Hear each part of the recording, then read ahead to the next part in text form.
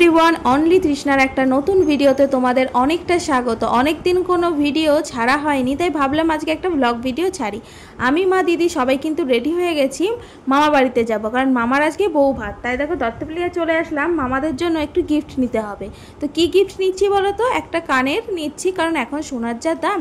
তারপর বাসে উঠে গেলাম, দিয়ে এখন পুরো হাঁসখালি চলে আসলাম, কারণ এখন কিন্তু আমার মামি আমাদের সঙ্গে যাবে আর বুনু যাবে। আর আমার মামি কিন্তু খুব লম্বা, কারণ পুলিশের সার্ভিস করে।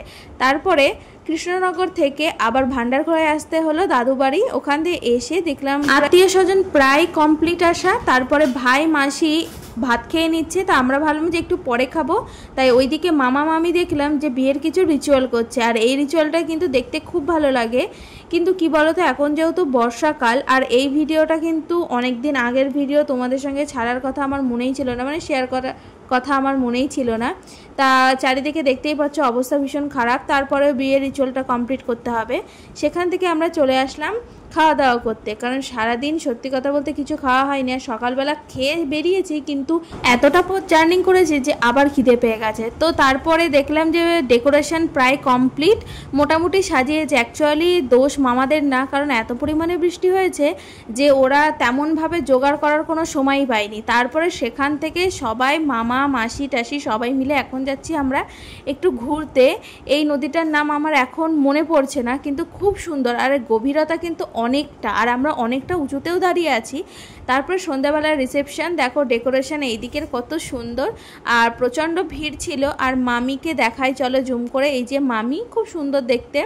তারপর সেখান থেকে একটু ঘুরে টুরে আমরা ফুচকা খেয়ে নিলাম, কারণ ফুচকা প্রায় সবের খাওয়াই কমপ্লিট, মানে আমরা যারা যারা এসছি। তাই আমার ফুচকা খেতে এখন মন যাচ্ছে যে একটু ফুচকা খেয়ে নিই। তাই ফুচকাটা খেয়ে তারপরে কিন্তু ভাত খাবো। আর মানে কি বলো তো, একটু তাড়াতাড়ি ঘুমিয়ে পড়তে হবে, না হলে আবার জায়গা পাওয়া যায় না, বিয়েবাড়িতে বোঝোই। তাই এখান থেকে ফুচকা খেয়ে নিচ্ছি। আর ফুচকাটা মোটামুটি ভালো হয়েছিল, কারণ দিদা দাদুদেরও দোষ ছিল না, আর যেই বানিয়েছে তারও দোষ ছিল না, কারণ এত পরিমাণে বৃষ্টি যে ফুচকা ভালো হয়নি।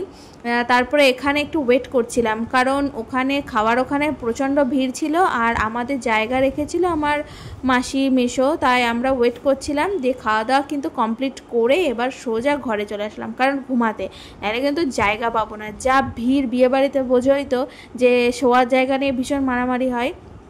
তারপরের দিনের ভিডিও, কারণ এটা আমরা বাড়ি আসছি তখনকার ভিডিও। আমরা কিন্তু প্রায় সবাই মানে রেডি, গোছগাছ করে পুরো রেডি, বাড়ি ফিরতে হবে।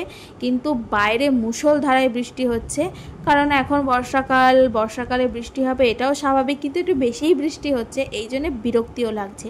আর আমরা টোটোর জন্য দাঁড়িয়েছিলাম, দাঁড়াতে দাঁড়াতে রাস্তায় চলে আসলাম। ভাবলাম যে টোটো কখন আসবে, কখন আমরা বাড়ি যাব, যেহেতু আমাদের বাড়িটা অনেকটাই দূর।